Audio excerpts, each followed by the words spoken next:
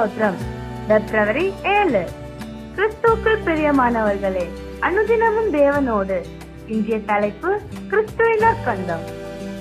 ரட்சிக்கப்படுகிறவர்களுக்குள்ளேயும் கெட்டு போகிறவர்களுக்குள்ளேயும் நாங்கள் தேவனுக்கு கிறிஸ்துவின் நற்கந்தமாயிருக்கிறோம். 2 கொரிந்தியர் 2:15. கிறிஸ்துவின் நற்கந்தமே கிறிஸ்தவ வாழ்வு.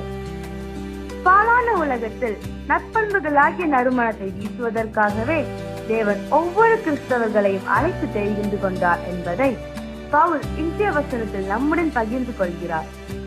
ஒவ்வொரு கிறிஸ்தவனும் கிறிஸ்துவின் பிரதிநிதி. உலகில் எப்பகுதியிலும் கிறிஸ்துவை சுட்டிக்காட்டும் சுடரொளி. தேவன் மனுஷனை தன் உறவாக்கிக் கொள்ள உரிமையோடு ரசித்து படைத்தார். ஆனால் அவன் ருசித்ததோ படைத்தவரின் அன்பை அல்ல, பாவத்தின் இன்பத்தையே. கீட்டின் மகனினால் கெட்டுப்போன உலக மக்களின் இதயத்தில் தேவனை புகுதும் மெய் கிறிஸ்தவர்களாக நாம் வாழ வேண்டும். வானாதிவானங்களை படைத்தவரை வாழ்வின் எல்லையெங்கும் உயர்த்தி கூற வேண்டும். அந்தியோகியா பட்டணத்தில் வாழ்ந்த தேவ பிள்ளைகளுடைய வாழ்வில் கிறிஸ்துவை காண முடிந்தது. காரணம் அவர்களுடைய நற்கிரியைகளே. எனவே மக்களும் இவர்களை கிறிஸ்தவர்கள் என்றார்கள். நற்கிரியைகளால் உலகை நறுமணமாக்குதல்.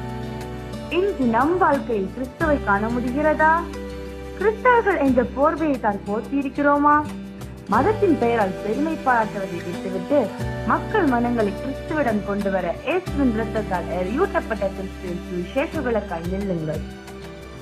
மரித்த கிறிஸ்துவுக்காய் நாம் எல்லாவற்றையும் செய்யும் போது உயிர்த்த கிறிஸ்து நமக்காக எல்லாவற்றையும் செய்வார். உண்மையான கிறிஸ்தவன் சந்தன மரத்தை போன்றவன். சந்தன மரம் தன்னை வெட்டும் கருவிக்கு எந்த தீங்கும் செய்யாமல் அதையும் நறுமணம் வீச செய்யும். கிறிஸ்துவை தொலைத்த இவ்வுலகிற்கு கிறிஸ்துவை கொடுப்பதே ஆவிக்குரியவனின் கடமை. எனவே கிறிஸ்தவர்களாய் நாம் உலகத்துக்கு நறுமண தைலமாகவும் கிறிஸ்துவுக்கு பரிமள தைலமாகவும் ஜனங்களுக்கு நற்கந்தமாயும் இருப்போம். தேவன் தாமே உங்களை தேர்ந்தவர்களாக வழி நடத்துவாராக.